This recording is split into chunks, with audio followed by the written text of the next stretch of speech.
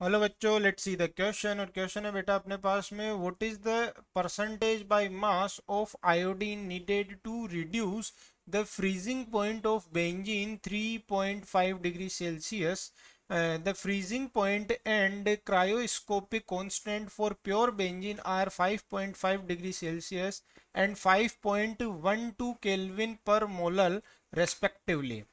ठीक है, तो हमें बात करनी है कि आयोडीन का कितना परसेंटेज उस सॉल्यूशन में प्रेजेंट है जिसका आपके फ्रीजिंग पॉइंट इतना कम हो गया। पहले उसका फ्रीजिंग पॉइंट इतना था, तो हम बात करते हैं कि freezing point T F note benzene का जो था वो कितना था, 5.5 डिग्री सेल्सियस था।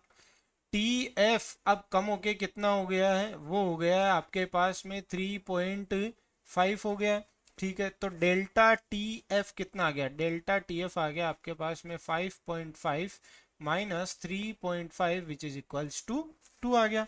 अब मैं बात करता हूं कि क्रायोस्कोपिक कांस्टेंट यानी के एफ जो दे रखा है वो कितना दे रखा है, वो दे रखा है 5.12 केल्विन पर मोलल। पर मोलल का मतलब किलोग्राम पर मोल भी हो सकता है। ठीक है, चलिए पर मोलल की बात भी हो गई अपने पास में। अब हम जो बात कर रहे हैं वो क्या बात कर रहे हैं कि हमें तो निकालना क्या है, परसेंटेज निकालना है। तो हम सबसे पहले मोललिटी निकाल लेते हैं, फिर आगे की कहानी देखेंगे। तो फॉर्मूला होता है delta T F is equals to K F multiplied by molality.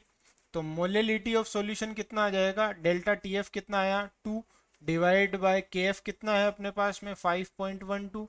इसको सोल्व किया तो सोल्व करने के बाद में अपने पास में कितने मोल आए, 0.39 मोल पर किलोग्राम।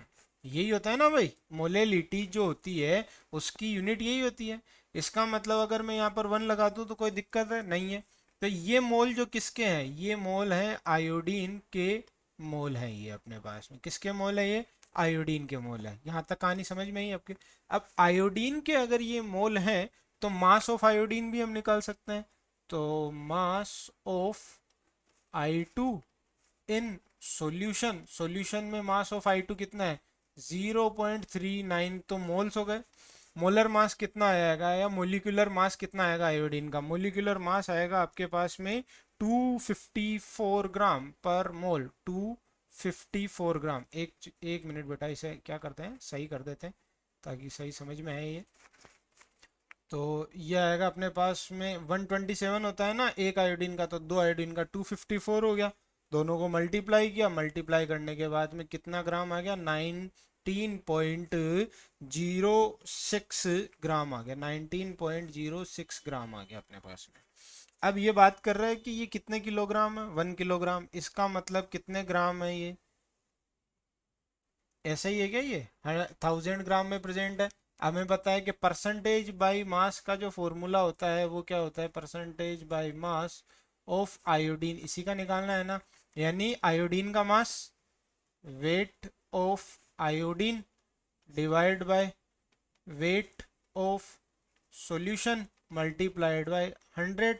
वेट ऑफ आयोडीन कितना है 19.06 डिवाइड बाय कितना है ये 1000 मल्टी।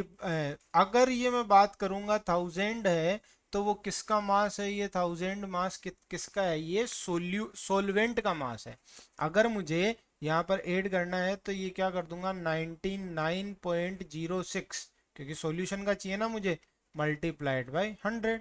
इसको सोल्व करेंगे ना अपन, तो सोल्व करने के बाद जो अपना आंसर आएगा वो कितना आएगा, वो आएगा 9.01% अपना आंसर आएगा। कौन सा ऑप्शन करेक्ट है, D option is correct. I hope you understood it very well, best of luck.